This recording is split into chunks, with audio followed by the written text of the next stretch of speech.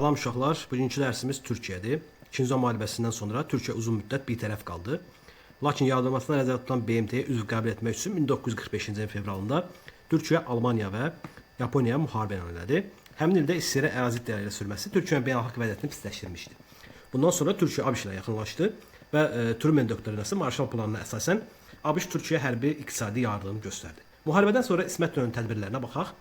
İkinci Dünya müharibəsində Türkiyənin bir tərəfini qorumaq istəyirdi. Bunun üçün də demokratik tədbirlərin keçirilməsini təmin etdi. Sosial iqtisadi problemləri, xarici iqtisadi əlaqələrini genişləndirməyi həll etmək üçün siyasi, iqtisadi və sosial islahatlar həyata keçirdi. Bunlardan biri isə aqrar islahatı, yəni torpaq islahatı idi.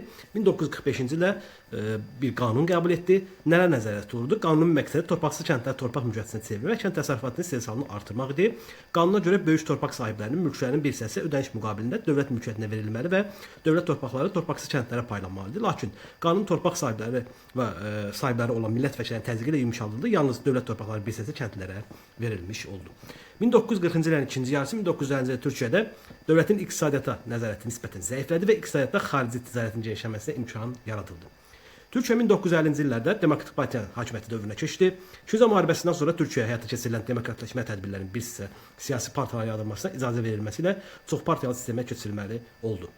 Bu dövrdə yeni yaradılan partiyalardan biri də Demokratik Partiyadır və Demokratik Partiya Cümhuriyyət Xalq Partiyasının bir qrup üzvü tərəfindən yaradılmışdı və iqtisadi siyasətdə milliləşdirmə əleyhinə çıxırdı. 1950-ci il seçkilərində Demokratik Partiyaya qalib gəlməsi Türkiyə tarixinin dönüş nöqtəsi oldu. Bu seçkilər nəticəsində Demokratik Partiyanın liderləri olan Cəlal Bayar, Türkiyə prezidenti, Adnan Menderes isə baş nazir oldu. Və Demokratik Partiyanın daxili siyasətinə baxaq, iqtisadi inkişaf etdirmək üçün iqtisadi sahədə dövlətin fəaliyyətini azaltmaq məqsədilə özəl bölmənin inkişafı üçün xeyli işlər gördü. Qapalı və proteksionist iqtisadi siyasətdən imtina edildi və xarici kapital təşviq olundu. Nəticədə Demokratik Partiyanın hakimiyyətinin ilk dövründə iqtisadiyyatda mühüm irəliləyişlər baş verdi. Xarici siyasətinə nəzər salsaq isə Türkiyə xarici siyasətində ABŞ-ə meyillik gücləndi. SSR-ə davam edən təhlükəsinin qarşısını almaq üçün NATO-ya daxil olmaq üçün ABŞ və Cənubi Koreya müttəfiqləri kimi Koreya müharibəsində iştirak etdi.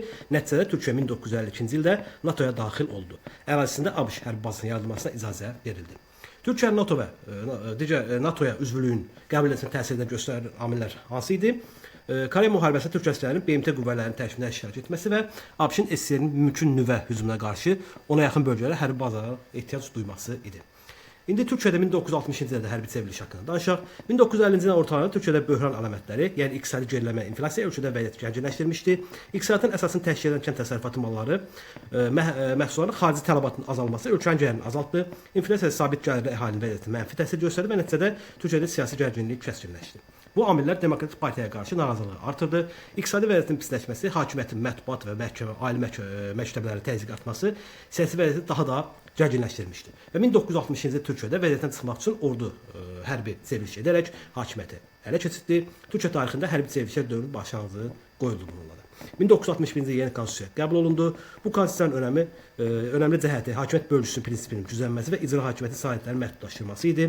Qanunverici və icra edici hakimiyyət qolları ilə bərabər üçüncü hakimiyyət qurumu kimi də tanındı. İcra edici hakimiyyətin səlahiyyətləri məhdudlaşdırılması və ona nəzarət gücləndi. Mətbuat azadlığı genişləndi. Bu konstitusiya təmin etdiyi siyasi azadlıqlar Həmkarlar İttifaqı və sol təməyyülü təşkilatları, yəni kommunist partiyaların yaranması üçün bir təməl rolunu oynadı.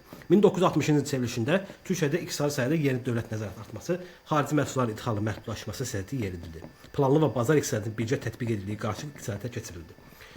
Daha sonra Kipr problemi var. Türkiyənin xarici siyasətində əsas problemə çevrilmiş Kipr məsələsi Yunan və Türk icmaları arasında fikir ayrılığı yarandı.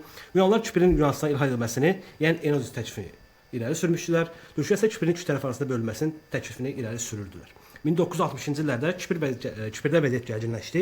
Yunan millətçiləri Kiprin Türk ərazisinə qarşı soyqırım və terror həyata keçirməyə başladılar və 1974-cü ildə Yunanistanın Kipri Enosis birləşmə cəhdinə cavab olaraq Türkiyə Kipirə sülh hərəkatı altında qoşun çıxartdı və Türkiyənin Kipr adasını qoşun çıxarması nəticəsində Kiprin şimalı Türk dövləti, Şimali Kipr Türk Respublikası yaradıldı. Beləliklə ada iki hissəyə bölündü. Kipr böhranı Türkiyənin beynəlxalq vəziyyətini xeyli ağırlaşdırdı.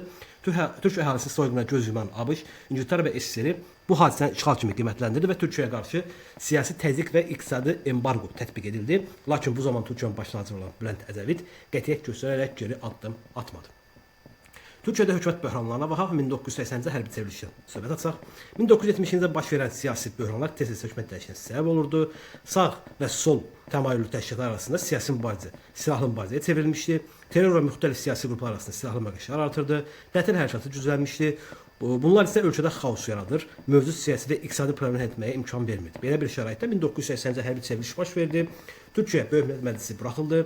Konstitusiya fəaliyyəti dayandırıldı. General Kənan Əvrən başçılığı ilə ölkədə hərbi rejim yaradıldı və fövqəladə vəziyyət tətbiq olundu. Turgut Özalın hakimiyyət dövrünə nəzər salaq. 1980-ci ildə Türkiyədə fövqəladə vəziyyət ləğv edildi və seçkilərin keçirilməsinə icazə verildi. Həmin il seçkilərdə Turgut Özal partiyası qalib gələrək hökumət təşkil etdi və Turgut Özal baş nazirlik dövründə liberal iqtisadi siyasətlər həyata keçirdi. İqtisadiyyatın inkişafı, ixracata daha çox önəm verildi. Xarici kapitalın ölkəyə daxil olmasına imkan verildi. Bununla da işsizliyin azalmasına çalışıldı. Azad bazar iqtisadiyyatı yenidən tətbiq edildi. Dövlətin iqtisadiyyata müdaxiləsi azaldıldı. Xarici ticarət sərbəstləşdirildi. İstehsalat, nəqliyyat və rabitə inkişafına şərait yaradıldı. Ölkənin ən vacib məsələləri iqtisadiyyatdır deyən Özal xarici iqtisadi yönümlü idi. Terrorizmə qarşı mübarizə həmin dövrdə biraz artmışdı.